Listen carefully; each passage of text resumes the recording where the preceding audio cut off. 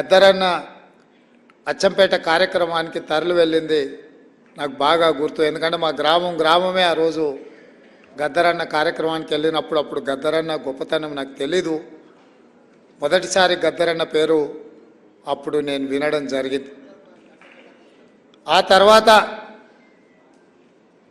తెలంగాణ రాష్ట్ర సాధనలో తెలంగాణ జనసమితి కావచ్చు, బెల్లి లలిత గారు కావచ్చు, గద్దరన్న కావచ్చు, వీళ్ళందరూ కూడా ఈ రాష్ట్రాన్ని ఆకాంక్షించిన వారిలో ముందు వరుసలో ఉండి ఈ ఉద్యమాన్ని ముందుకు నడిపించరు.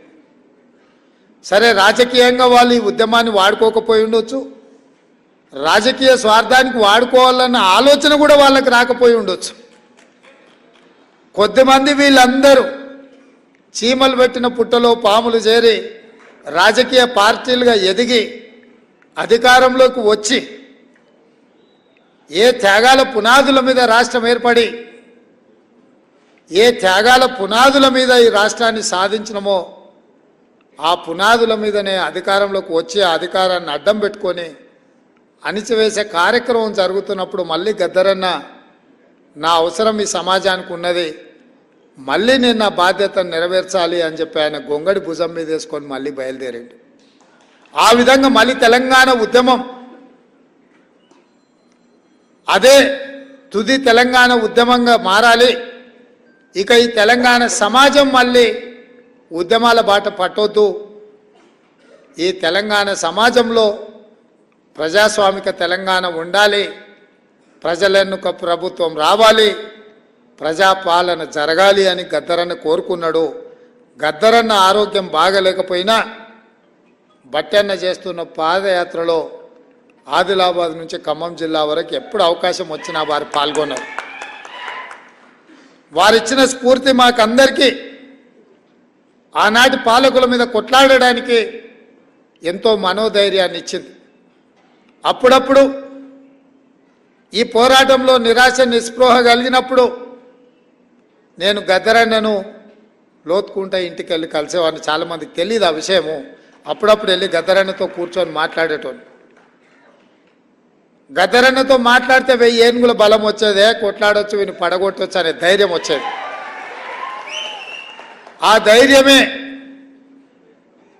ఘడీల రూపంలో నిర్మించుకొని ఇనుప కంచెలేసుకొని తెలంగాణ ప్రజల యొక్క చెమట వాసన చూడని నేను తెలంగాణ ప్రజలకు ప్రవేశం లేదు ఈ గడీలో అని విర్రవీగినరో ఆ గడీల తలుపులు బద్దలు కొట్టి తెలంగాణ ప్రజలందరినీ ఇది మీది, మీ రక్తాన్ని చెమటగా మార్చి చెల్లించిన పన్నులతో నిర్మించిన భవనాలు భవంతులు ఇవి పేద ప్రజల యొక్క అభ్యున్నతి కోసం పరిపాలన నిర్ణయాలు తీసుకోవడానికి ఉపయోగించాలి, అందుకే దీనికి జ్యోతిరావు పూలే గారి పేరు ఉండాలి అని చెప్పి మా ఒత్తిడితో మా పోరాటంతో మేము ప్రకటించినాం. తెలంగాణలో కాంగ్రెస్ ప్రభుత్వం ఏర్పడిన వెంటనే డాక్టర్ బాబాసాహెబ్ అంబేద్కర్ గారి పేరు పెడతామని చెప్తే ఆ భయానికే మా ప్రభుత్వం రాకంటే ముందే సచివాలయానికి డాక్టర్ బాబాసాహెబ్ అంబేద్కర్ పేరు పెట్టాల్సిన పరిస్థితులు కేసీఆర్కు కల్పించినాం. ఇంతకుముందు పెద్దలు కంచయ్య గారు, కవిత గారు నాకు ఫోన్ చేసిండ్రు, అసెంబ్లీలో జ్యోతిరావు పూలే గారి విగ్రహాన్ని పెట్టడానికి మీరు రావాలి అని. అయితే చాలామంది ఆ 10 ఏళ్ళు ఎందుకు పెట్టలేదు, 10 ఏళ్ళు ఎందుకు అడగలేదు అంటారు. ఆ 10 ఏళ్ళు వాళ్ళ నాయన మీద సంపూర్ణమైన నమ్మకం ఉండి ఈయన దుర్మార్గుడు, ఈయన పెట్టాడు కాబట్టే ఈరోజు ప్రజాప్రభుత్వం వచ్చింది, తప్పకుండా ప్రజాప్రభుత్వం పెట్టడానికి అవకాశం ఉంది అని చెప్పి వినతి పత్రం తీసుకొని వచ్చి ఏ దళితున్నైతే ముఖ్యమంత్రిని చేస్తా అని చెప్పి మాట ఇచ్చి మోసం చేసిండో ఆ దళితున్నే ఇందిరమ్మ రాజ్యంలో అసెంబ్లీకి స్పీకర్గా నిర్ణయిస్తే ఆ దళితుడే స్పీకర్గా ఉంటే మా గడ్డం ప్రసాద్ గారికి కల్వకుంట్ల కవిత గారు వినతి పత్రాన్ని ఇచ్చిండ్రంటే ప్రజాప్రభుత్వం వచ్చినట్టే, ప్రజాపాలన మొదలైనట్టే అని చెప్పి నేను వేదిక మీద నుంచి చెప్పదలుచుకున్నా. తండ్రి మీద విశ్వాసం లేక, నమ్మకం లేక తండ్రి ఈ ప్రజాపాలనకు వ్యతిరేకి అని తెలిసి చెప్పడానికి బేసిజం అడ్డం వచ్చిందేమో నాకు తెలియదు కానీ అందుకే 10 సంవత్సరాల తర్వాత ఏర్పడ్డ కాంగ్రెస్ ప్రభుత్వంలో స్వేచ్ఛగా వాళ్ళు కూడా వచ్చి వినతి పత్రాలు ఇచ్చేటంత స్వేచ్ఛను కాంగ్రెస్ పార్టీ ఇచ్చింది అని అంటే ఇంతకంటే ఇంకేం కావాలి? అందుకే మిత్రులారా, ఈ ప్రభుత్వం ప్రజలది. ఈ ప్రభుత్వం ప్రజలు ఎన్నుకున్న ప్రభుత్వం. ఈ ప్రభుత్వం ప్రజల ఆలోచనలకు అనుకూలంగా ప్రజల యొక్క అభ్యున్నతి కోసం పరిపాలన నిర్ణయాలు చేయడానికి ఎన్నుకున్న ప్రభుత్వం. తప్పకుండా మిత్రులు చాలామంది ఇక్కడ గద్దరన్న గారి పేరు మీద జిల్లా ఉండాలి, ట్యాంక్ బండ్ మీద గద్దరన్న గారి విగ్రహం ఉండాలి అని ఏదైతే విజ్ఞప్తి చేసినరో వీటన్నిటినీ తప్పకుండా మంత్రివర్గంలో సహచార మంత్రులతో మాట్లాడి ప్రభుత్వం నిర్ణయం తీసుకుంటుంది అని చెప్పి మిత్రులకి ఈ సందర్భంగా తెలియజేస్తున్నా. అదేవిధంగా గద్దరన్న నాకు చాలా విషయాలు చెప్పిండు. అందులో 2 విషయాలు ఈ సందర్భంగా గుర్తు చేయదలుచుకున్నా, మీతో పంచుకోదలుచుకున్నా. మొదటిది, లిక్కర్ పార్టీ ఒకటై ఉన్నాయి. రాబోయే ఎన్నికలలో నువ్వు జాగ్రత్తగా ముందుకు వెళ్ళాలి అని చెప్పిండు.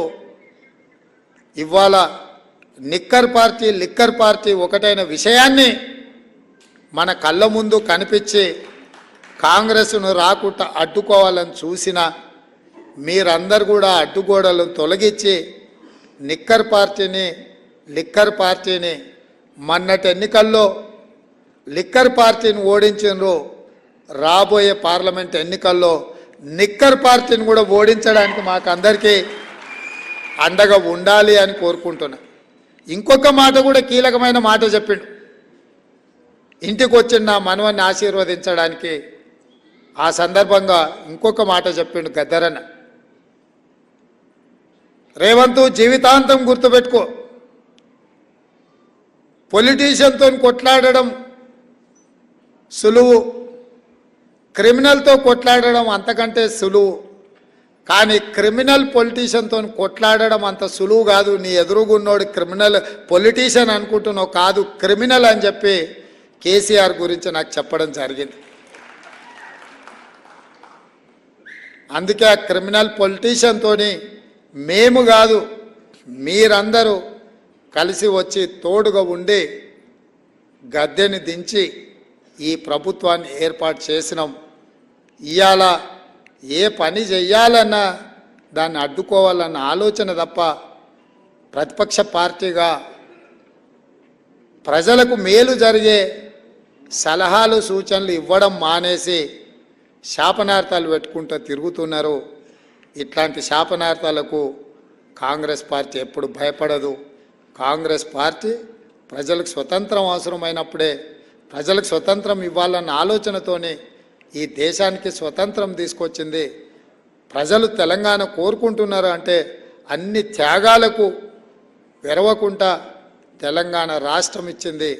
ప్రజలు ప్రజాస్వామిక పరిపాలన కోరుకుంటే ఎట్లాంటి ఒడిదుడుకులనైనా ఎదుర్కొని 5 కాదు 10 సంవత్సరాలు సుస్థిరమైన పరిపాలన అందించే బాధ్యత నాది, మా మిత్రుంది.